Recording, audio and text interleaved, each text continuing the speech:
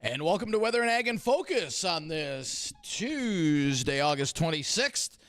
Temperatures outside in the low to mid 70s. A gorgeous, gorgeous afternoon with nothing but sunshine. I'm Chief Meteorologist Dean Wysocki along with our Ag Director Bridgette Readel. And Bridgette, how's your day going so far? It's a gorgeous one outside. I've been outside a couple of times. It is excellent out there.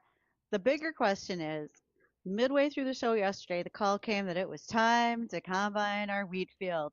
And you dashed on off, kind of like Superman. I don't know if you were wearing tights. I didn't ask. But you were in the field for the video and for the filming. I had some other appointments. So fill us in. How'd that go? Well, it was interesting. My first time in a combine and being able to harvest wheat. It was great. Big thanks to Michael Euland for letting us tag along and shoot some video of that. And there was a little hail damage to the north part of the field. So we were talking. Oh, yes. Yeah, we were talking about how that's going to affect our yield. And what he thought by combining, it's showing you what the yield projection may be. And are we allowed to talk about that yet with the contest? Not yet. Okay. Not yet, because we have to announce our winner. But you are right about the hail damage. When Kelsey Pellman from Peterson Farm Seed was out there with me, she and I went through that field. We were estimating a 30 to 35% decrease in yield in those hail damaged areas. Yeah, that's what Michael was thinking too. So overall, he said he was happy the way it looked, and we'll see what happens when it gets done today. And at least I think he said it was going to get done today, and we'll see what the actual yield will bring. Yep, and we'll also find out things like protein. We'll make sure that it seed quality, all of that type of thing. In fact, we'll be joined by folks from Peterson Farm Seed later this week to talk about all of those things as well. And I've got those who've sent me their yield guesses already. If there are more, you can keep sending them in. We haven't announced a winner yet, so you can go ahead and send those to me, ag@flagfamily.com. We'd be happy to have you be a part of that. Dean's going to update us on the weather, but we also have some tickets to give away today for the Minnesota Steam Threshers reunion over in Rolog over Labor Day weekend. So if you don't have this programmed in your phone yet, you should. 701-293-9000. That's the JLA Insurance phone line. Stay tuned during our show because you'll find out when we're going to give away those sets of tickets. Yeah. So, and we've got two sets of two. So we've got 4 tickets all together. We'll take 2 callers for those a little later on in the show if you want to go to that. But weather-wise, boy, I will tell you what, it is absolutely gorgeous out there. This is really resort weather for this time of the year, and you can't beat it. Hopefully you got some time off and you can get out and enjoy this. 70s today. We're looking at temperatures topping off in the upper 70s. Sunny skies, low humidity, light winds, and no Canadian smoke. That's great with the southwest winds at about 5 to 15 today. Clear skies, another pleasant night tonight with lows in the mid-50s. And tomorrow, I'd say tomorrow is a pick day of the week. Low to mid-80s. Low humidity, southwest winds 5 to 15, and plenty of sunshine. And then a cool front swings through Wednesday night. That will drop our temperatures off a few degrees for Thursday and Friday, back into the upper 70s. And then as we head into the holiday weekend, there's going to be a storm system passing to our south. If you have any travel plans going into South Dakota, it's going to be wet. So plan on a wet holiday weekend in South Dakota and southern Minnesota. We're going to be right on the northern end of that system. I think we'll see a few showers, but we're not expecting much out of this on Sunday into early Monday. Again, a 1/10 of an inch or less, it looks like, with the majority of this being down to our south. We'll keep an eye on it, and we'll track that throughout the rest of the week. A better chance of some widespread rain coming in on Tuesday on a cold front. And then cooler weather follows that for later next week. And Bridgette, on the way to work today, I saw my first flock of geese flying south. Is that a little... Maybe they were just going to the next block. They could be. They could have just been going to South Fargo, but they were just looking for another pond. Yeah, they were heading in that direction. I thought, no, not yet. But we are seeing, not yet. Yeah, we are seeing signs of cooler weather coming in later next week. So maybe they sense that ahead of time. They might be planning for some movement. And again, it's harvest. They're probably still looking for some tender green fields to go after, trying to make a dent in somebody's soybean somewhere. That can happen too. So we'll see what that looks like. But we still have a little bit of sunshine and a little bit of warmth left to get through this fall. Sorry to hear those guys in South Dakota are going to get rain over the weekend, though, and they're still trying to hay. They're hoping to Right. finish their small grains harvest. There's a lot going on. Yeah, I know. And we'll go into a drier after the widespread rain Tuesday on that cold front.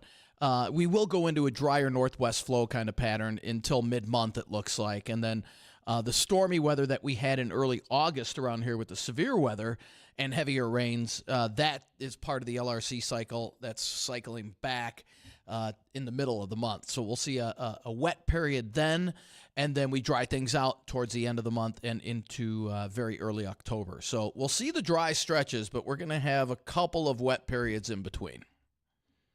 Okay, we're going to wait and see what that looks like. But the good news is for those going to Western Minnesota Steam Threshers Union and Rolog, it's going to be kind of nice.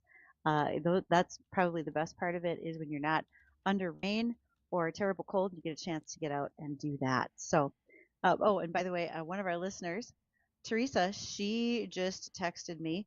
She's up in that Lancaster, Minnesota area. She is combining wheat today, so she's also in the field. Nice to know who's doing what in what areas. Yeah, well, and take advantage of the dry weather, right?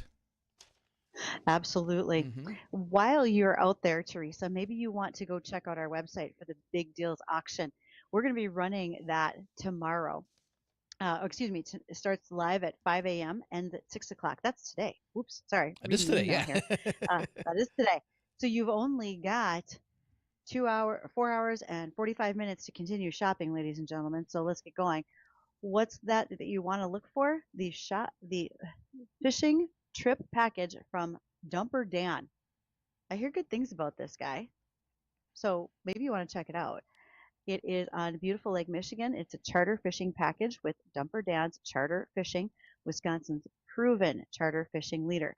If I'm not mistaken, right, they call him Dumper Dan. It has to do with him having to clean out the live well or something like that.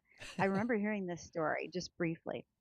So you'll be out for trout and salmon. This will be on a you'll be taking out 6 30-foot fully equipped vessels. You can take 6 guests, includes 2 half-day charters and a night in condo lodging.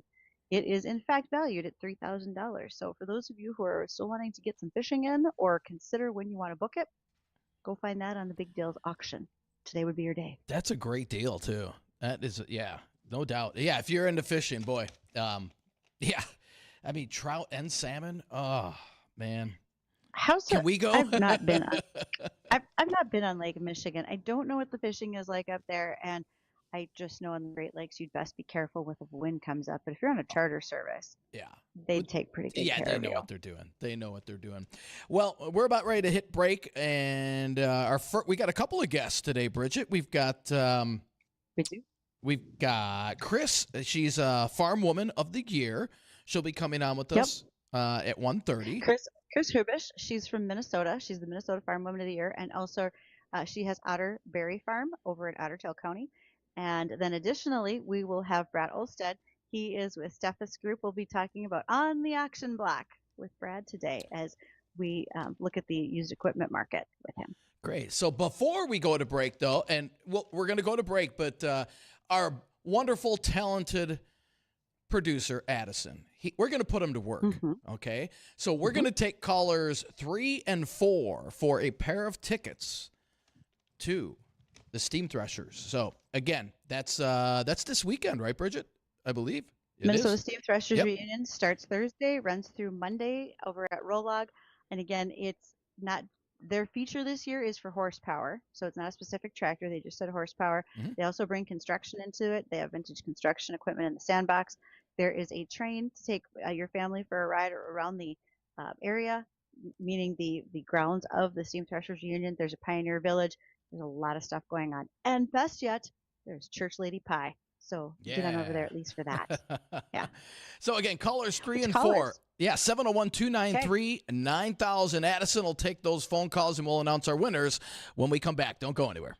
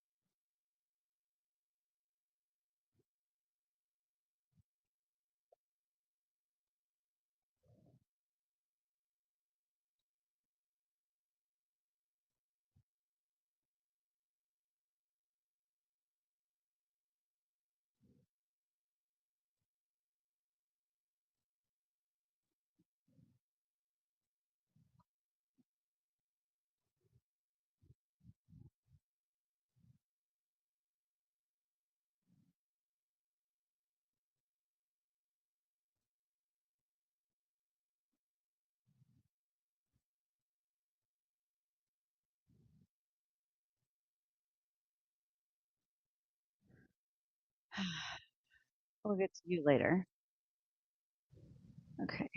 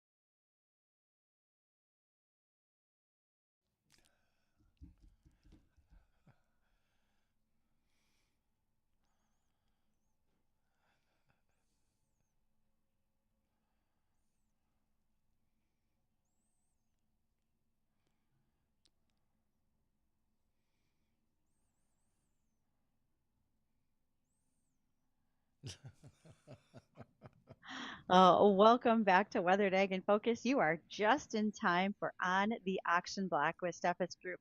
Brad Olstead is joining us today to talk about equipment and what's going on in the auction world. Brad, you've got one coming up here on September 12th. It's actually an in-retirement sale. Those are a little bit rare these days. Yes, we're super excited about it. It's the Steve and Teresa Erickson Farm Retirement Sale. It's in Galesburg, North Dakota, and it's a live event. And as a live auctioneer and kind of 47 years being in the business, super excited about doing it. And the ironic thing is 21 years ago, we did Lloyd Erickson's sale out at Galesburg. And so we got repeat business within the auction business, and super excited to be out there to work with the Erickson family, and really looking forward to it. It's right after the Big Iron Farm Show. Well, I just am on your website right now and I found that auction. So Addison, I sent the link to if you want to scroll that particular auction. And there's some really nice pieces on here. As you mentioned, low hour, single owner. I would imagine you've probably looked at each one of these as well as you prepared for the auction. Would that be a fair statement? That is a very fair statement. You know, in the business, you have to know what you're talking about when you're talking to people 3, 4, 5 states away. And the reputation of Steffes is that the brand promise, we want to make sure that we physically get to inspect the pieces, trust but verify as far as the information that's provided to us, and serve good food, as we say in the industry. Good Lord, yes. I just mentioned Church Lady Pie out at Rolog. There's a reason I brought that up. It's important. It's very important. Yeah. So as I look at Steve's auction, one of the things, and I know Steve, so I felt like I could just call him by his first name. One of the things that I see here, especially if you are someone who's got cattle and you are in the market for a John Deere 6150R, and so we're talking about a loader tractor. That's kind of a big deal. Loader tractors are holding their value. We have a lot of cattle folks that are in the position to potentially upgrade some of their equipment. So this might be a pretty good find for someone, Brad. Well, it's going to be an excellent opportunity. And Steve, it's been a few years since he's had livestock, so this tractor has not been used in the livestock operation at all. Super low hours. He bought it brand new, always been stored inside. And yes, it's going to command a lot of interest. And the price point where it's still affordable to a lot of the producers out there. And yes, the cattle guys are doing very, very well. I'm super happy for the industry. They've paid their dues through a lifetime of hardship sometimes. And it's about time. It's advantaged cattle producers. It really is. And if you're following along on the live stream, one of the things that's going to catch your eye very shortly is a 1975 Ford F600 custom cab. If you are looking for a single axle straight truck because you have new drivers in the family and you're not quite ready to put them on the bigger equipment, this looks like a wonderful piece of equipment for a smaller operation, especially if you need to be training someone in. I feel very reminiscent of this particular truck. I think you've done that before. I think so. And then we're in harvest. Excuse me. Folks are looking for combines. There's a John Deere S670 right here. Do you have any background information on it? There again, with Steve, he purchased it new and always stored inside. He had it serviced every year at Valley Plains Equipment. Steve just is an outstanding guy, very fussy. When the combine wasn't being used, it was stored inside, and he's had calls from all over the country on it just because of that caring seller. That's outstanding. Now, one of the things that I had a chance to send you a link to a story that I read this morning on AgWeb about scams involving farm equipment. Did you get a chance to see that, Brad, or did you want me to recap that? You know, I did take a look at it. In fact, we sent it to one of our controllers because at Steffes, you know, we have to do UCCs. We have to do a lot of things as far as our due diligence when we're selling high-dollar equipment. And that's getting to be front and center, especially with social media and some of these Facebook accounts and other accounts that are set up there. What they're doing is they're taking information and pictures from an auction company or another source and sourcing them out there, and they're trying to be a middleman to try to extract dollars. And it's really a concern for us. We try very hard as an auction company to make sure that when we're out there and promoting these items that we do all our due diligence in regards to the equipment, but controlling an outside buyer or an outside scammer, if it's too good to be true, it's too good to be true. And we always just tell people, trust but verify, call. And when you're dealing with long-distance buyers and long-distance sellers, you need to physically look at that piece of equipment. And we just think as far as our policy and our procedures with our company, we want to have eyes on it. Because if you're going to be credible in the business and you're going to be an expert at your profession, you have to say, did you look at it? Did you inspect it? And there, that trust but verify comes into play, and we're not being affected. But there's companies out there, and it's only going to get more, how can I say this and be politically correct, more aggressive is try to get and extract money out of some of these producers. And Brett, that was one of the things I was going to ask. This is becoming more and more of a problem. Absolutely. So go with a trusted source like you guys. Well, I highly recommend it, and it's just something that we're spending $300,000-$500,000, and it's amazing. On our platform, we're having people that are 5, 6, 7 states away that don't take the time and effort, and they're buying and spending $500,000 looking at 150 pictures. If somebody is suspecting a scam, like you said, it's too good to be true. Is there somebody they should report that to specifically? Well, each state is different. Okay. And if they do feel, and especially if I saw that picture at that website, now it's on somebody else's website, and he wants to be the intermediary and he wants to facilitate the deal. So there's too many cooks in the kitchen, if you want to talk about that. And you just have to go back to the source. Okay. And I highly recommend anybody that's out there. And as a society, we're buying things on the phone, we're pushing a button, we're saying, yes, I accept, we're doing all this stuff. And we're trying to make it easy for that potential buyer. But they have to assume a risk, because if they're not going to do their homework and they're not going to follow up with what they're trying to transact, they could be exposed. And that's where the money gets transferred, wire transferred. And guess what? All hat and no cattle. You've got that right. The scams like these are prevalent, as you said, Brad. They're only going to get worse right now. And someone could be, and I've heard this as well, someone could be taking a picture of your piece of equipment. Maybe you were showing it off because you just washed it and you posted it on Instagram. There's some thieves out there who will take that picture, post it on a Facebook marketplace that they have it for sale. Wire transfers happen. No piece of equipment ever moves, but yet there was fraud happening all over the board in that situation. Yeah. So go with someone like Steffes. Well, thank you. I really appreciate that. And, if anybody is concerned in the marketplace, they can call our office, they can ask for Brad, and I can sure help them with some ideas and some suggestions, because we're getting calls from all over the country. And the reason that we're getting calls from all over the country is people like to buy northern equipment like Minnesota, North Dakota, because they all know how fussy we are and they all know how we take care of our equipment. We have these big monster sheds that we put stuff inside. We're not running it 24 hours a day, and we have a reputation for quality equipment. And so we're getting people from California, Arizona, all over to buy North Dakota, Minnesota, up north equipment.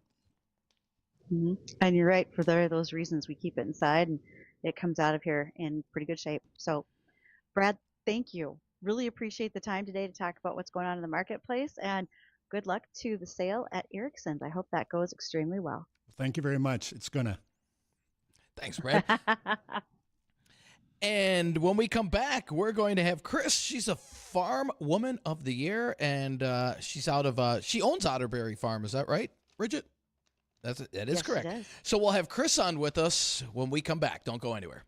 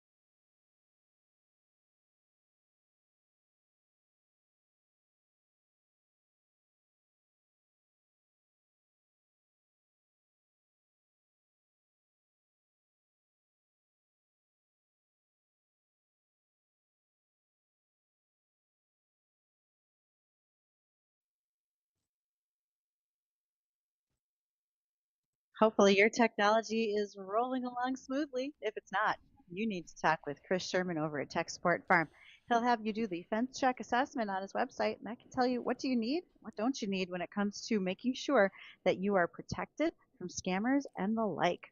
Again, that's techsupportfarm.com. And thanks to those folks who are part of our field when we're harvesting this year for our Here We Grow 20 acres of wheat, Codeco Fuels and Propane. They've been a big part of this project, making sure that we are up and running with fuel. If you're thinking about propane for the dryer this fall, that's also another situation you might want to call Codeco.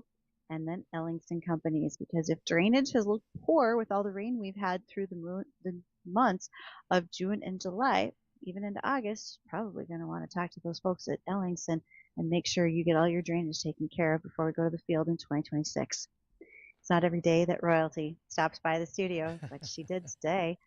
Minnesota Farm Woman of the Year, Chris Hubish, is joining us. She's over from New York Mills, Minnesota, because that's where Otter Berry Farm is. So, Chris, congratulations on winning. I think you were very surprised from what I saw.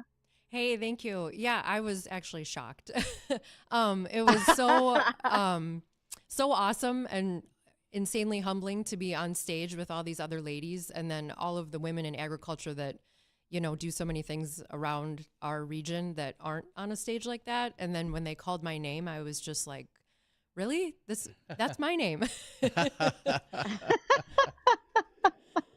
So when you look at, the nomination, that started a little while ago as well, so that there was some lead up to what happened at Farm Fest.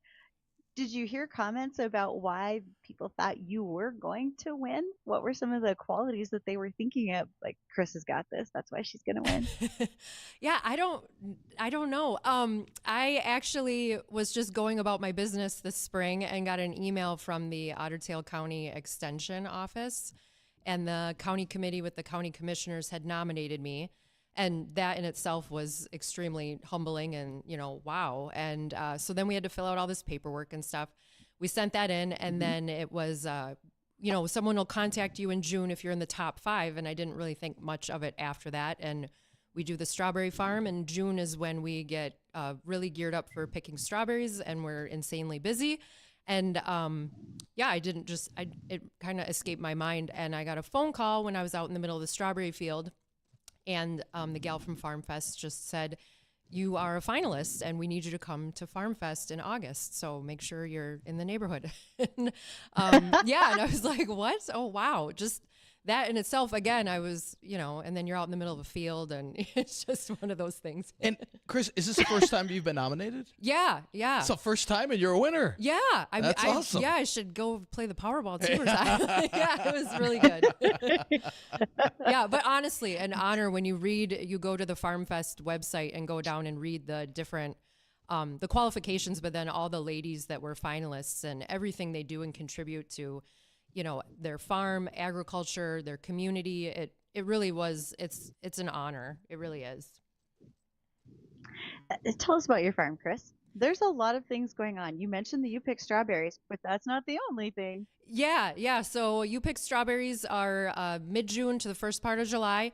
And we have tons of fun with that. But right now we're gearing up for our fall corn maze and pumpkin hatch season. We got overly ambitious this year and are completely redoing the farm. We moved our parking lot to the other side of the property, put in a new approach and a driveway. So we now have 3 acres of parking. We now have 3.5 acres of activities and fun events that we're still building. We opened September 13th. And September 6th, we have an adults microbrew tasting in the maze event so that's next Saturday that we're gearing up for. But we're still working on and building things, getting the corn pit ready. We're putting in a brand new paintball gallery that we've never done before. So like a shooting gallery kind of thing. So that's a fun new addition. And then all the old favorites, the photo ops, and then of course the 7-acre corn maze where you can use your cell phone and see yourself walking through the maze like the GPS on your car. Or we give you an old school map if you want to do that. But if you get nervous, you can definitely use your phone and find your way out. So, Chris, tell us a little bit more about, and we were talking about this off the air. So you're going to have microbreweries out there in the corn maze. Mm-hmm. Yep. That could be dangerous. You could get lost on your way to the next brew stop. Yeah, this is What you're saying is we're never going to see Dean again. well, I mean, no, we'll know that your car's there in the morning, and then I'll have you help pick pumpkins and stuff on Sunday.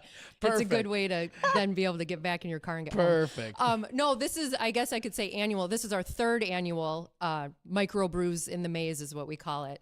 And so we have local breweries come out, and they are technically hiding in the corn if you don't know how to read a map, because everybody gets a paper map and then the little brewery logo's on that map, and then you go find the brewery. You get a little brew cup to take home, pretzel necklace, so if you do get lost, you've got some sustenance in the maze for a little while in your mini cup. And then we've got live music, a really awesome band, and food, and it's a really great time for the grown-ups. Right. Yeah, for the grown-ups. And then the following weekend, come back, or some other time throughout the fall, through October. Bring the kiddos. Yep. But then you can do the fun things. You can be in the corn pit. You can go on the straw slide. No judgment. It's lots of fun. You know, I often say there are some people that can't find their way out of a wet paper bag with a compass and a map. Guess I'm going to change that to a corn maze. Yeah, and our corn is really tall. We're in sandy soil. I measured it last week, and it's a little over 11 and a half feet tall. We've only had to spin the irrigator twice this summer, which is awesome. I could use another shot of rain here if anybody wants to dial that up for me. Next week? Well, at night, one evening, like maybe an inch would be good overnight. I'd love some rain, but so it's going to be good. We get seed corn from Rob Seco, and it's a silage variety, so it's bushy and tall. We plant in two directions. It's a wall of green. Like it's cool, and it looks good this year because the weather's been amazing. Yeah. Do you chop it for silage after the We don't season's chop done, it for silage because we don't have anybody to. I have probably 10 animals on the farm, but we do harvest the corn. So we tell people, please don't pick the corn because we do harvest it. But it's more for us since it's 7 acres. It's more for the height and scale of it and not being able to see through it. But it's looking fantastic this year. Yeah. Yeah, I was say if you're chopping silage, this maze is over real quick. We're about there. 11 feet. You could put you could put me and Bridgette on each other's shoulders. We still couldn't see over the top. You can't. People walk up to it and they're like, "This is impressive." And this year it's really good because we've had timely rain and it's grown really well. So yeah, good. A part of the operation is also something called Fruits, a bare root plant company. What's going on with that? Have you expanded? Yeah, so Fruits is an offshoot kind of our strawberry business. What happened was we were purchasing dormant bare root plants since we started growing strawberries. That's how we plant them every year. We put in a few acres. And the wonderful folks at Ag Resource in Detroit Lakes were the ones who were getting our plants from. And they also do small size equipment, irrigation, that type of stuff. And they were looking to sell the plant portion of the business. And so it just kind of fit in with our model. And we've known them for many years. They're wonderful people, David and Teresa Berkey. And my husband is super ambitious. And he was like, let's do some stuff in the wintertime. And so here we are. And we decided Vacation. Never heard of her. Right. No. And so, which is fine. But we decided to purchase the plant portion of the business. And so in the fall, what we do is we have a website going. We send out catalogs. We do bare root strawberries, raspberries, asparagus, rhubarb, potted blueberry plants. And you order those starting in like December, January through the first part of April. We get them shipped in from nurseries across the country and in Canada. And then we keep them in cold storage in Perham, Minnesota until you're ready for them. Then we can speedy them overnight to you and they stay cold and dormant, which is essential for planting fruit plants up in this neck of the woods. And then we have the potted blueberry plants too, but you never know when spring's going to show up in our area. Mm-hmm. Sometimes it's early April, sometimes it's late May. So the beauty of it is we can keep all these plants in cold storage and then you call us and let us know, hey, I need them in 3 days. Instead of purchasing them from somewhere across the country and they ship them when they're ready to ship them. Right. And you get all these plants at home and you're like, now what do I do with this stuff? So we provide stuff from home growers all the way up to commercial farms, many, many thousands of plants. So yeah, it's been really fun. That was my question too, is if the homeowner is able to contact you, and if so, you mentioned shipping them out. Are there a number of varieties? Are they ever bearing? Are they mostly a June bearing? What are you kind of looking at? We have everything. So our strawberry catalog is quite extensive. We probably have at least 15 varieties of June bearing that are in the catalog, maybe 10, and then 3 or 4 ever bearing or the day neutrals. We can also get other varieties if you're interested in something. We can resource that and find it for you. The same with asparagus. We have about 4 different varieties of asparagus, 5 different potted blueberries. Yum. Whatever you're really looking for. And then quantities are normally for strawberries about, I think the minimum is a bundle of 25, which actually makes a really nice little patch for your yard.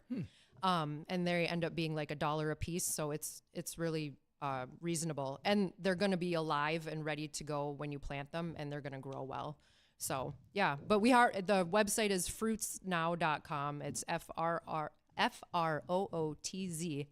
It's like fruit and roots, a play on words together. But we have a website, but we don't update it for the spring ordering until after we're done with all this corn maze stuff. So November, December, you can go on there and order for next spring. Perfect. So what's the new thing that's going to happen for next year? Because so far you've told us there's something new kind of every year. Yeah. What's next? Well, we're always planning new things. Always. I can't tell you what's for 2026. Oh. It's a surprise. We have to unveil all these things right now for this year. We come up with our corn maze design in December the previous year. So this year's design in the field, it says fall for fun, and it's a ear of corn and a maple leaf in the corner. And we came up with that last December in 2024 and made the map and then had it digitized. So as soon as we close up shop on Halloween, we're already gearing up for next year's corn maze and what's going to be happening. And then, of course, ordering strawberry plants and how much we're going to plant. And it is really a year-round thing. So, yeah. I am looking forward to having this conversation again in the spring as you get ready to launch whatever happens Yeah. for Otter Berry Farm next year. So, Yeah. Chris, thank you so much for coming in today. Yeah. I love chatting with you guys always. Thanks so much, Chris. Appreciate it. And we also want to give a big thank you and congrats to Jessica and John. They're our winner of our Minnesota Steam Threshers reunion tickets. And I believe we'll have a couple more sets here throughout the week, right, Bridgette? Bridgette's got a whole, she's got a stockpile of them. You think I'm giving them all away? Yeah, What am I right? gonna do this weekend? Okay, fine. We'll figure it out. No doubt. Well, Chris, thank you once again. Yeah, thank Thank you once again. And when we come back, we'll have a recap of the weather. We'll go over what the weekend is looking like for this last unofficial weekend of summer. All of that and a couple of ag topics as well when we come back.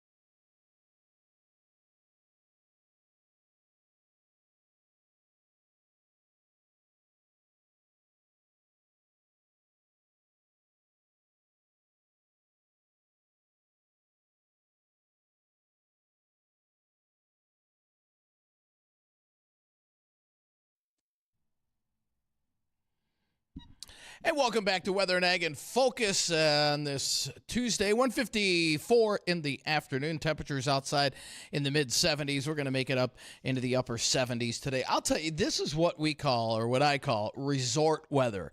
And this is across the entire state. I mean, it's not often you get sunshine across the entire state, low humidity, light winds, and no Canadian smoke this time of the year. So this is absolutely great time to take vacation, maybe play a hooky day from work. And I'll tell you what, not only today with the upper 70s for a high, but tomorrow, probably the pick day of the week, maybe one last pool day with temperatures in the low to mid 80s tomorrow. Plenty of sun, southwest winds 5 to 15. And then we'll cool it down a little bit, but not much.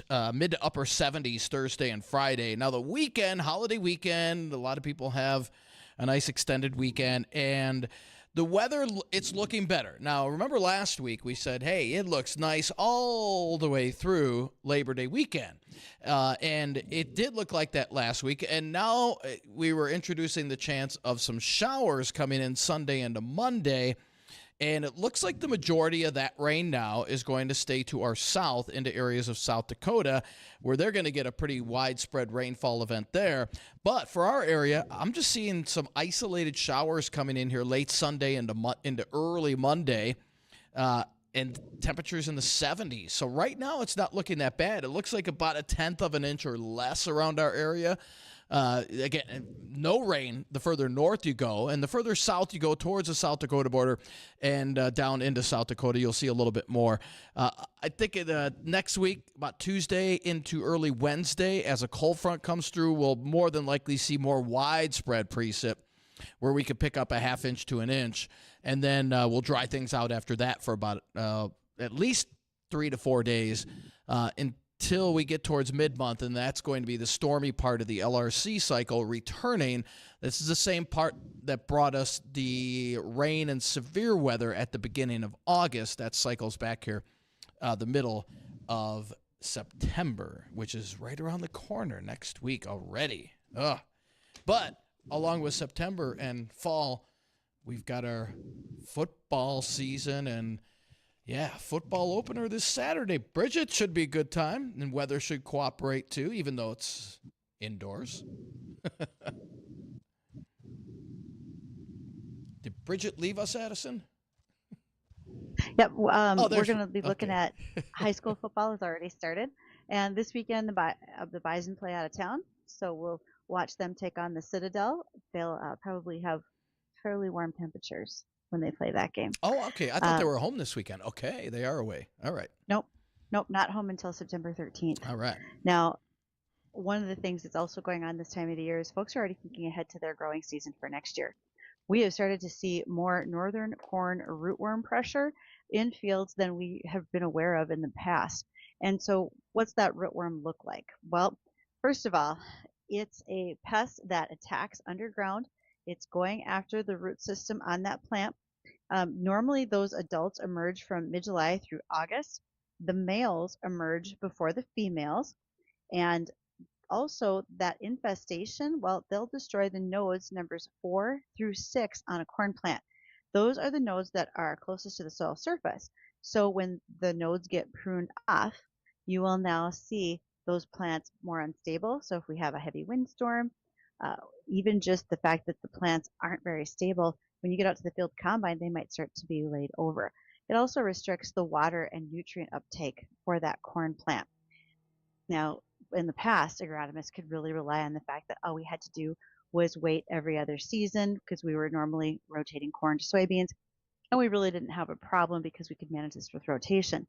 Well, sneaky little devils that they are, those northern corn rootworms have now adapted with extended diapause. That means that their eggs remain dormant through the rotational crop of soybeans, so that the following year, when the corn's planted again, they come right back. So watch your seed traits when you're purchasing if you think you have seen northern corn rootworm pressure in the field this year. All right. Well, that'll do it today for Bridgette and myself here on Weather and Ag in Focus. Don't go anywhere, though. The Jay Thomas Show, that's coming up next.